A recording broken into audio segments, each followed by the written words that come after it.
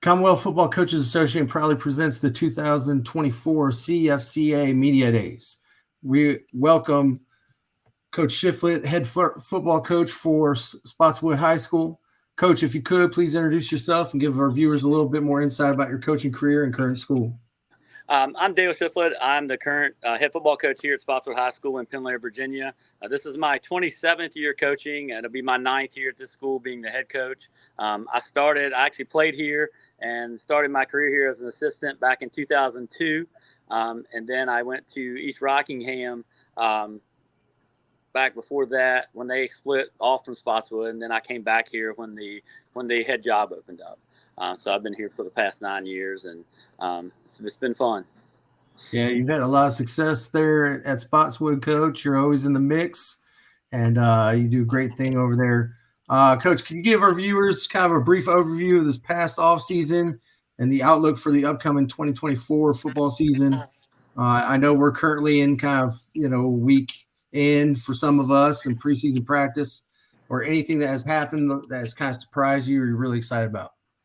We had a great offseason, especially the month of June. That's when we try to do a lot of things. We went to numerous 7-on-7s at Virginia Tech, at JMU, and then went to Heritage High School with Coach Bradley hosting a big 7-on-7 event there. And then we took our kids to a team camp in June over at the Blue Ridge School, along with Brookville and Fort Defiance, which is a full pad thing that we did all together and got a lot of good work in there. I think our kids, we have 19 seniors, so we have a big senior class.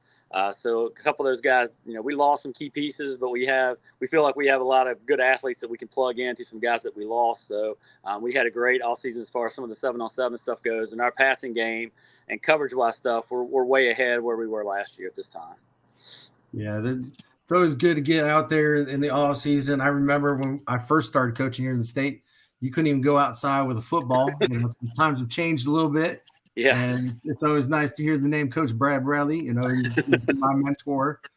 He brought me here from Illinois, so great guy, and obviously getting a lot of good reps out there at 7-on-7.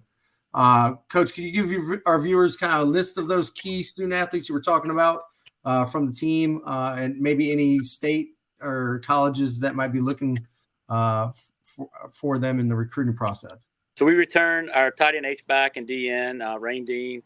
He's probably the far as getting the Division I looks, he's the one right now that's getting the most kind of attention that way.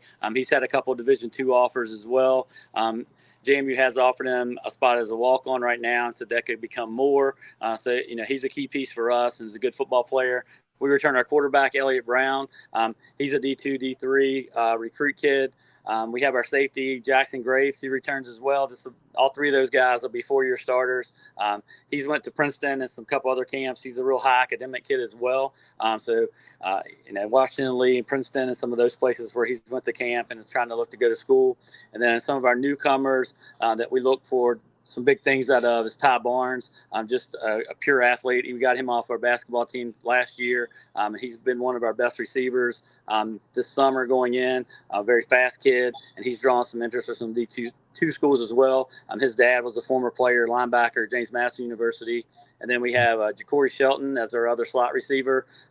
He's a 3-sport guy here. He runs track, plays basketball as well. So just another good athlete with good speed that we can get the ball to in the flats and make some things happen.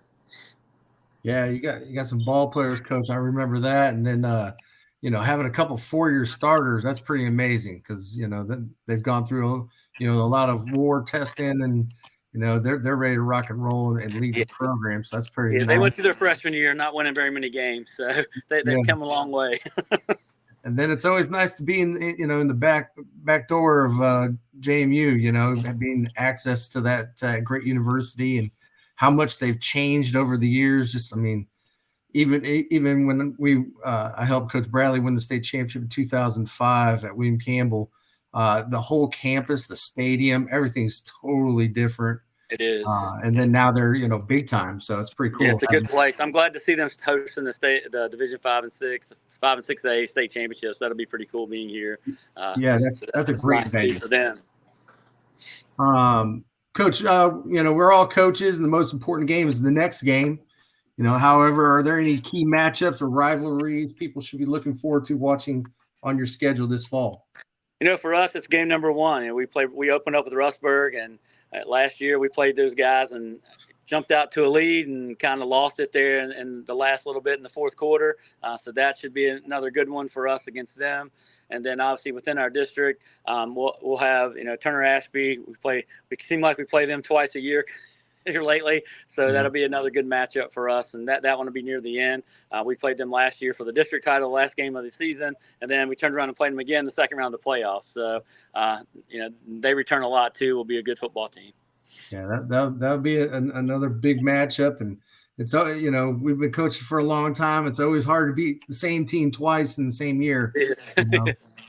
And Coach, we just really appreciate you guys coming on and speaking at the media days here.